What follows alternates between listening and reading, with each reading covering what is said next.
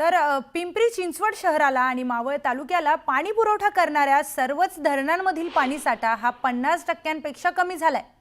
उन्हाचा वाढता तडाखा पाहता आणखी मोठ्या प्रमाणात बाष्पीभवन होण्याची शक्यता वर्तवली जाते। जर यंदाचा पावसाळा लांबला तर मावळ तालुक्यातील शेतकऱ्यांसह पिंपरी चिंचवडकरांवर पाण्याचं मोठं संकट निर्माण होणार आहे। मावळ तालुक्यातील आंध्र धरणावरून आढावा घेतलाय आमचे प्रतिनिधी गणेश दुडम यांनी। पाहूया।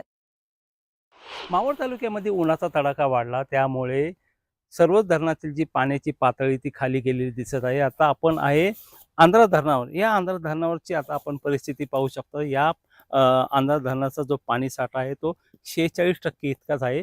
15 जुलै पर्यंत पुरेल इतका हा पाणी साठा आहे। या आंध्र धरणावर पिंपरी चिंचवड शहर असेल किंवा आंबी MIDC असेल आणि येथील स्थानिक जे गावातले ज्या ग्रामपंचायत 2-3 त्या संपूर्ण लोकांना पाणी पुरवठा करण्याचं काम हे आंध्र धरण करते। आपण जर पाहायला गेलं तर मावळ तालुक्यातील पवना धरण असेल, वडिवळे धरण असेल किंवा आंध्र धरण असेल, ह्या सर्व धरणातले जे पाण्याची पातळी ती खालावत चाललेली, कारण की उन्हाचा तडाखा वाढलेला आहे। बाष्पीभवनामुळे ही पाण्याचं जी पाणी पातळी कमी झालेली आहे। त्यामुळे पवना धरण प्रशासन असेल किंवा आंध्र धरण प्रशासन असेल यांनी आता नागरिकांना आणि पिंपरी चिंचवडकरांना पाणी जपून वापरण्याचं आवाहन केलेलं आहे। आपण जर पाहायला गेलं, जर वेळेमध्ये पाऊस आला नाही तर पाणी टंचाईला या संपूर्ण नागरिकांना सामोरं जावं लागणार आहे।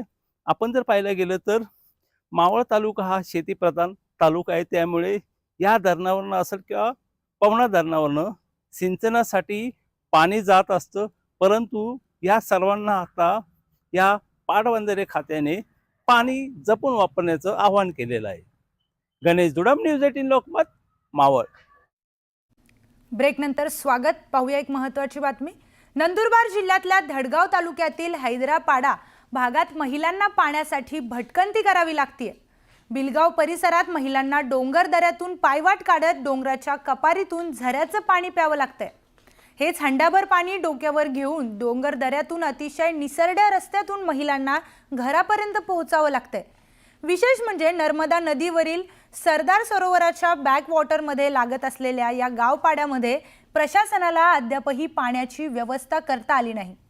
त्यामुळे धरण उशाला आणि कोरड घशाला अशी अवस्था हैदरापाड्यातील लोकांची झाली आहे।